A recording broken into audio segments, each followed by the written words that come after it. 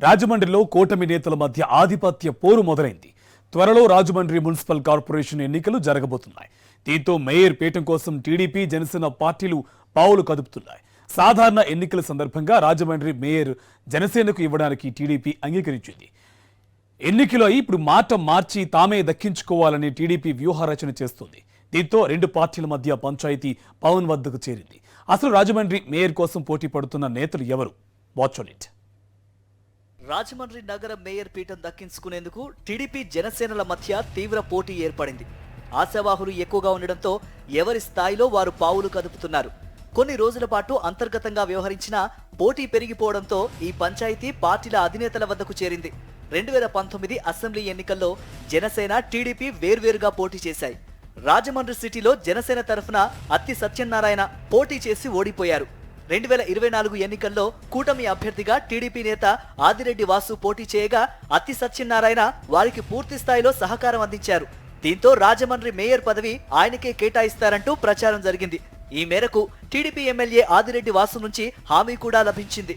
దీంతో మేయర్ పదవి కోసం అత్తి సత్యనారాయణ ఎదురు చూస్తున్నారు. కూటమి అధికారంలోకి వచ్చిన 2 నెలల్లోనే పరిస్థితి పూర్తిగా మారిపోయింది. అత్తికి మేయర్ పీఠం దక్కదనే ప్రచారం సాగుతోంది. ఈ వ్యవహారం జనసేన మంత్రి కందుల దుర్గేష్ కు తెలిసింది. టీడీపీ తన హామీని ఉల్లంఘిస్తూ ఉండడంతో మంత్రి దుర్గేష్ ఈ విషయాన్ని పార్టీ అధినేత, డిప్యూటీ సీఎం పవన్ కళ్యాణ్ కు దీని గురించి వివరించారు. ఇప్పటికే టీడీపీ కోసం రాజమండ్రి రూరల్ స్థానాన్ని త్యాగం చేసిన జనసేన రాజమండ్రిలో మరో ప్రధాన పదవిని చేజార్చుకునేందుకు సిద్ధంగా లేదని పవన్ కళ్యాణ్ స్పష్టం చేసినట్టు తెలుస్తోంది. దీంతో ఖచ్చితంగా మేయర్ పదవి జనసేన అభ్యర్థికే దక్కే అవకాశం ఉందని భావిస్తున్నారు. రాజమండ్రి ఎంపీ కమ్మ సామాజిక వర్గానికి సిటీ అసెంబ్లీ స్థానాన్ని బీసీలకు కేటాయించారని, కనీసం మేయర్ స్థానాన్నైనా రాజమండ్రి పరిధిలో కాపు సామాజిక వర్గానికి కేటాయించాలనేది జనసేన వాదనగా వినిపిస్తోంది. రాజమండ్రి మేయర్ స్థానం విషయంలో టీడీపీ కూడా ఏమాత్రమూ వెనకడుగు వేసే పరిస్థితి కనిపించడం లేదు. కార్పొరేషన్ ఎన్నికల్లో ఎప్పుడూ టీడీపీ గెలుస్తూ ఆ పార్టీకే మేయర్ పదవి దక్కుతోంది.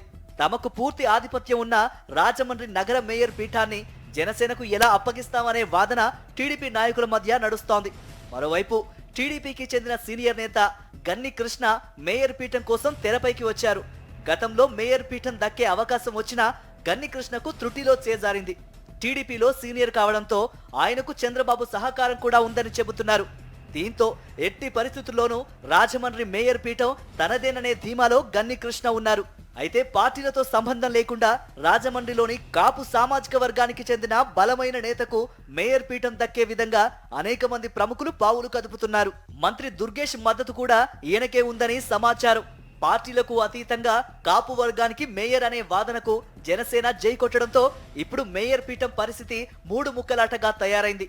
మరోవైపు మేయర్ పీఠం రాజమండ్రి కార్పొరేషన్ పై గతంలో తనకున్న పట్టును మళ్లీ సంపాదించాలని రూరల్ ఎమ్మెల్యే బుచ్చయ్య చౌదరి తీవ్రంగా ప్రయత్నిస్తూ ఉండగా ఎట్టి పరిస్థితుల్లోనూ ఆయన ప్రభావం కనిపించకుండా రాజమండ్రి మున్సిపల్ కార్పొరేషన్ పై తమ పట్టు చేజారిపోకుండా ఉండాలని సిటీ ఎమ్మెల్యే ఆదిరెడ్డి వర్గం విశ్వ ప్రయత్నాలు చేస్తోంది.